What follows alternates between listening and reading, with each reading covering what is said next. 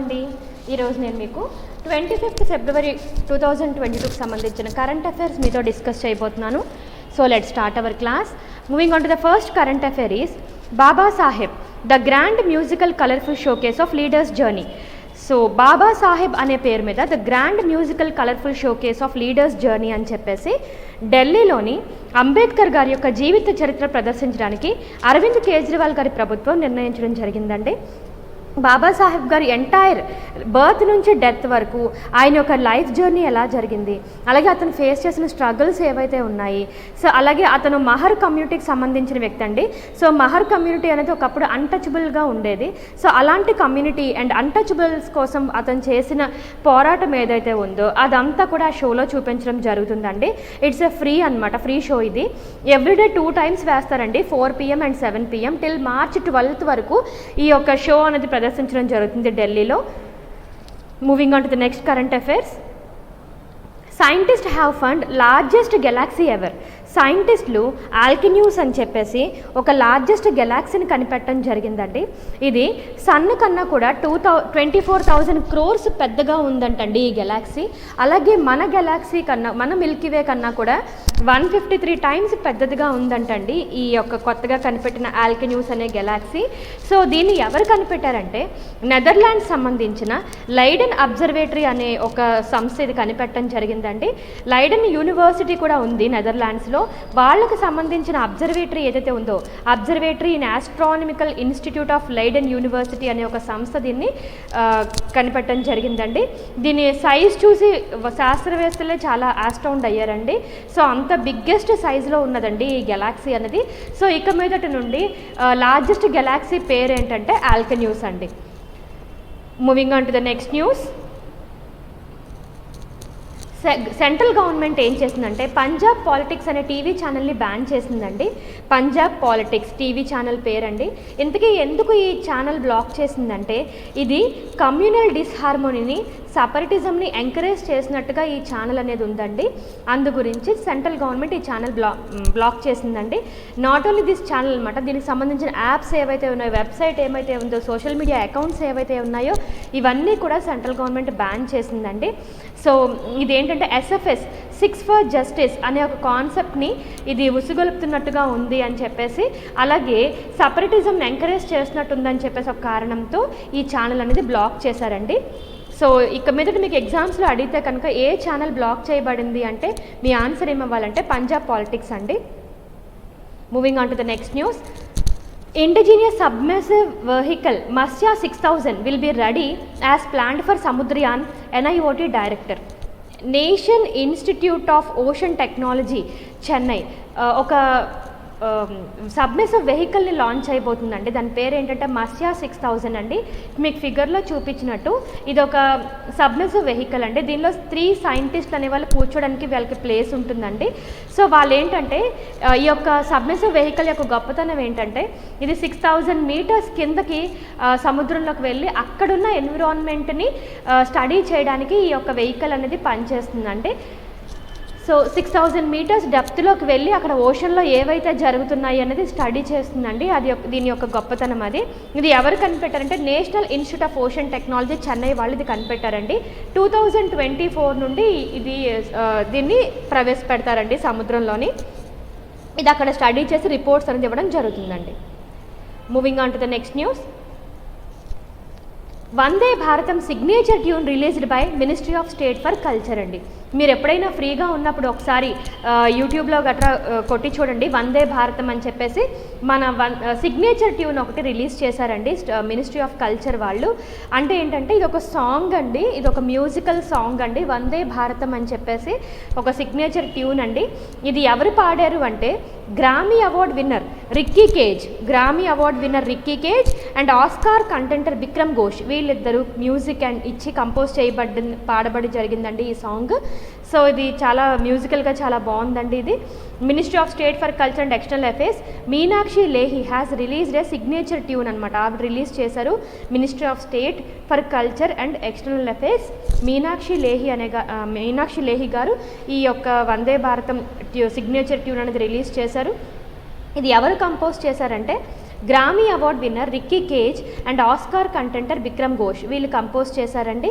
So it was produced for Vande Bharatam Nritya Utsav of ministry of culture presented at Rajpath, New Delhi for Republic Day event 2022. It was followed by the fascinating live performance by composers of Vande Bharatam song Ricky Cage and Bikram Ghosh. ఇద్దరు musicians ఇది పాడడం జరిగిందండి. Moving on to the next news. Rakesh Sharma again appointed as MD and CEO of IDBI Bank. Rakesh Sharma గారు IDBI బ్యాంక్కి, IDBI ఏంటంటే industrial development bank of India, అంటే ఇండస్ట్రీస్ని develop చేయడానికి ముఖ్య కారణంగా ఈ బ్యాంక్ అనేది స్థాపించడం జరిగింది. అలాంటి బ్యాంక్కి MD and CEOగా మళ్ళా రాకేష్ శర్మ గారు అపాయింట్ అవ్వడం జరిగిందండి. Rakesh Sharma again appointed as MD and CEO of IDBI bank. Moving on to the next news. HUL named Nitin Paranjpe as non-executive chairman.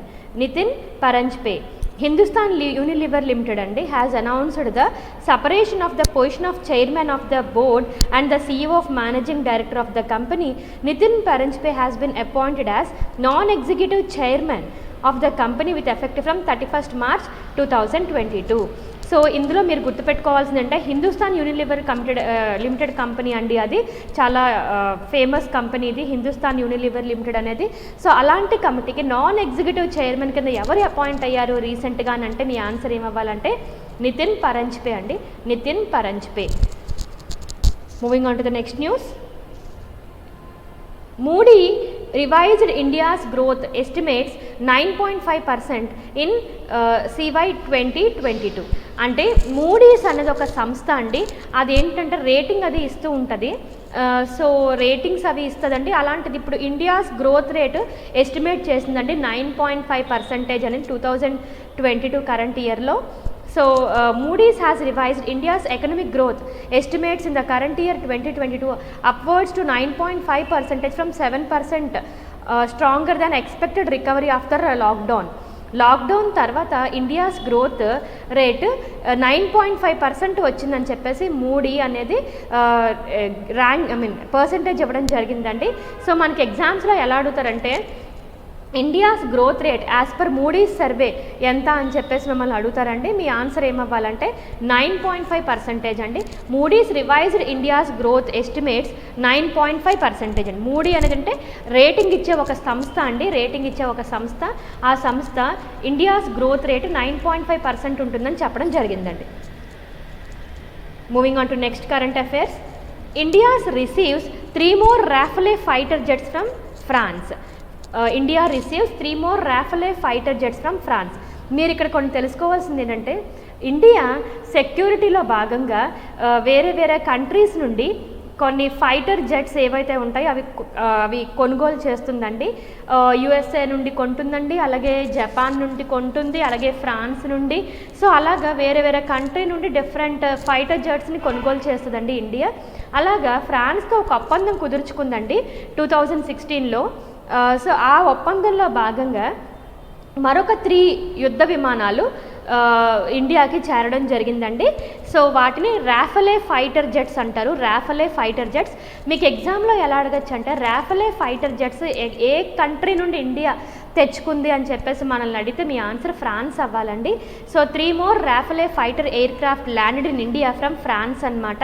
So ఇదేంటంటే it's a total fleet. India air ఫోర్స్లో ఇది మొత్తం కలిపి ఇప్పుడు 35 ఉన్నాయండి ఇలాంటివి. సో ఇండియన్ ఎయిర్ ఫోర్స్లోని ఇవన్నీ ఉంటాయండి. సో ఎప్పుడైనా సరే యుద్ధం అవి వచ్చినప్పుడు ఇలాంటివి పనికొస్తాయని చెప్పేసి ముందే ప్రభుత్వం అనేది కొనుగోలు చేస్తూ ఉంటుంది. సో దానికోసం 59,000 కోట్లు ఖర్చు పెట్టిందండి. సో ఇది ఇప్పుడు ఫ్రాన్స్ నుండి తీసుకోవడం జరిగింది రాఫెలే ఫైటర్ జెట్స్ అనేది. అంతకు ముందు కూడా కొన్ని వచ్చాయండి, ఇప్పుడు మరొక 3 పంపించింది France. Moving on to the next news. అలాగే US Boeing delivers 12th P-8I maritime patrol aircraft. Maritime patrol aircraft అంటే ఏంటంటే ఫిక్స్డ్ వింగ్స్ అండి, వింగ్స్ అనేవి కదలవు దీనికి. So it is design to operate for longer durations over water. ఇది వాటర్లో అని చెప్పి ఇది మ్యారిటైమ్ ప్యాట్రోల్ రోల్స్ అనేది ప్లే చేస్తుందండి. ఇలాంటిది 12th అండి US బోయింగ్ నుంచి ఇలాంటివి మనం 12th 12th వన్ అనమాట ఇది తెచ్చుకోవడం అనేది. అలాగే యుఎస్ బోయింగ్ సంస్థ వేరే దేశాలకు కూడా ఇలాంటిది పంపిస్తుందండి. మన ఐ అంటే ఇండియా అండి, ఇండియాకు పంపిస్తున్నట్టు లెక్క. US Boeing delivers 12th P8I maritime patrol aircraft, అంటే ఫిక్స్డ్ వింగ్ ఎయిర్ క్రాఫ్ట్ అనమాట, design to operate for long durations over water. So వాటర్లో లాంగ్ డ్యూరేషన్స్ ఇది ఆపరేట్ చేయడానికి పనికొస్తుందండి. ఇండియన్ నేవీలోనే ఇది కూడా ఇచ్చేయడం జరిగింది, ఇండియన్ నేవీకి. యుఎస్ బోయింగ్ సంస్థ అండి. The Indian navy has received 12th anti submarine warfare aircraft అండి, ఇది P8I దీని పేరు. From US based company Boeing company ఇది తయారు చేశారండి. This the 4th of 4 additional aircraft for which the contract was signed in 2016. ఈ contract కూడా 2016లోనే సైన్ చేయడం జరిగింది. Ministry of defence has signed a contract for 8 P8I aircraft in 2009లో ఒక 8 ఇచ్చారండి. హవెవర్ లేటర్ ఇన్ 2016 మరొక 4కి సైన్ చేసింది. సో ఇది 12th వన్ అనమాట, ఇప్పుడు మనకి వాళ్ళు తెచ్చి ఇచ్చేశారు. So US Boeing delivers 12th P8I maritime patrol aircraft. అయితే మీకు గుర్తుంచుకోవాల్సింది ఏంటంటే, ఇప్పుడు ఈ మ్యారిటైమ్ ప్యాట్రోల్ ఎయిర్ క్రాఫ్ట్ ఎవరు డిజైన్ చేశారంటే బోయింగ్ సంస్థ అండి. ఎక్కడ అంటే యుఎస్ వాళ్ళండి. Moving on to the next news.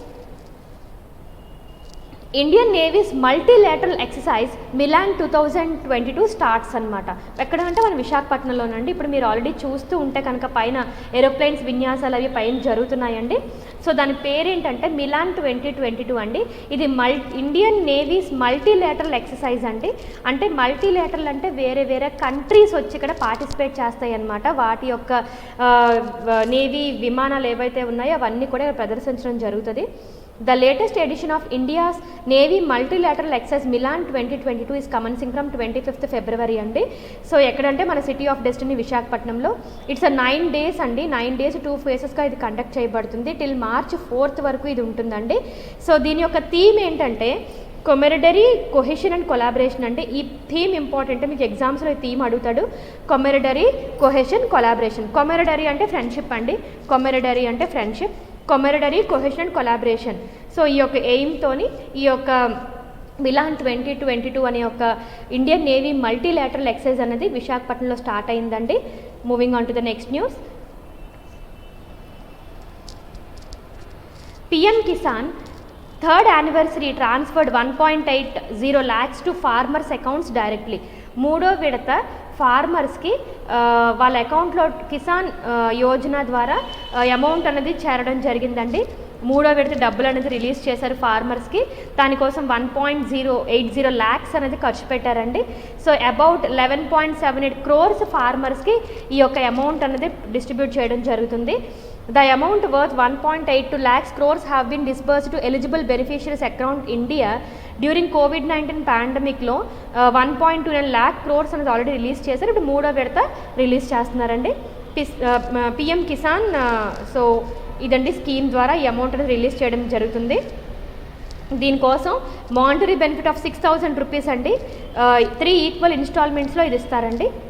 Moving on to the next news. G. Kishan Reddy గారు inaugurate a conference on Indian temple architecture Devayatanam అని చెప్పేసి ఒక కాన్ఫరెన్స్ అనేది 2 days కాన్ఫరెన్స్ అనేది కిషన్ రెడ్డి. ఎవరండి కిషన్ రెడ్డి గారు అంటే archaeological survey of India minister అండి ఇతను. Archaeological survey of India of ministry of culture అండి, government of India inaugurated 2 days international conference Devayatanam and odyssey అంటే spiritual quest of Indian temple architecture on 25th 26th అంటే ఎక్కడ అండి ఇదంటే హంపి కర్ణాటక అండి. ఇది union minister of culture and tourism G Kishan Reddy గారు inaugurate చేస్తారండి. అంటే ఇది టెంపుల్స్ మీద ఇది ఒక కాన్ఫరెన్స్ అండి ఇది. సో అంటే ఆర్కిటెక్చర్ ఎలా ఉండాలి, సో ఇలాంటి వాటి మీద అక్కడ డిస్కషన్స్ అనేవి జరుగుతాయండి. అంతా కూడా రిలీజియస్గా ఉంటుంది, ఫిలాసాఫికల్గా ఉంటుంది. అలాగే టెంపుల్ మీద ఒక ఆర్ట్ అవి ఎలా ఉండాలి, ఆర్కియలాజికల్ ఆస్పెక్ట్స్ ఎలా ఉండాలి అనే దాని మీద ఇక్కడ డిస్కషన్స్ అనేవి జరుగుతాయండి. దాని పేరేంటంటే దేవయాతనం అండి. ఎక్కడ జరుగుతుందంటే కర్ణాటకలో జరుగుతుందండి. ఎవరు ఇనాగ్రేట్ చేశారంటే జి కిషన్ రెడ్డి గారు ఇనాగ్రేట్ చేశారు. ఎవరండి కిషన్ రెడ్డి గారు అంటే ఇతను union minister of culture and tourism అండి. సో ఇంకా ఎవరి సహాయంతో అంటే ఆర్కియలాజికల్ సర్వే ఆఫ్ ఇండియా సహాయంతో ఈ యొక్క కాన్ఫరెన్స్ అనేది రన్ అవుతుంది. Moving on to the next news.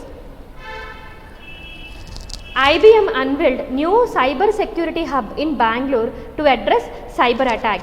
IBM unveiled new cyber security hub. IBM అండి international business machines corporation has launched cyber security hub in బెంగళూరులోని ఒక సైబర్ సెక్యూరిటీ హబ్ అనేది launch చేసిందండి. సో ఇక్కడ ఏంటంటే సైబర్ అటాక్స్ ఏవైతే ఉంటాయో దాని గురించి స్టడీ చేయడానికి, అక్కడ ట్రైనింగ్ అది ఇవ్వడానికి, అక్కడ అది కనిపెట్టడానికి ట్రైనింగ్ అది ఇవ్వడానికి ఇక్కడ సైబర్ సెక్యూరిటీ హబ్ అనేది IBM లాంచ్ చేసిందండి. మీరు తెలుసుకోవాల్సినవి, IBM సంస్థ new cyber security hub launch చేసింది. ఎక్కడ అంటే బెంగళూరులో. ఎందుకు అంటే సైబర్ అటాక్స్ని నిర్మూలించడం కోసం. Moving on to the next news. A book titled the great tech game penned by Anirudh Suri. ఒక బుక్ అనేది లాంచ్ చేశారండి అనిరుద్ సూరి గారు. దాని పేరు ఏంటంటే ద గ్రేట్ టెక్ గేమ్ అండి.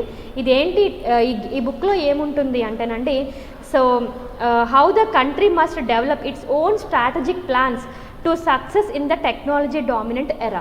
ఇలాంటి ఒక టెక్నాలజీ డామినెంట్ ఎరాలోని సర్వైవ్ అవ్వాలంటే ఏ కంట్రీ అయినా ఎలాంటి ప్లాన్స్ వేసుకోవాలి అనే దాని మీద ఈ బుక్ అనేది రాయడం జరిగింది.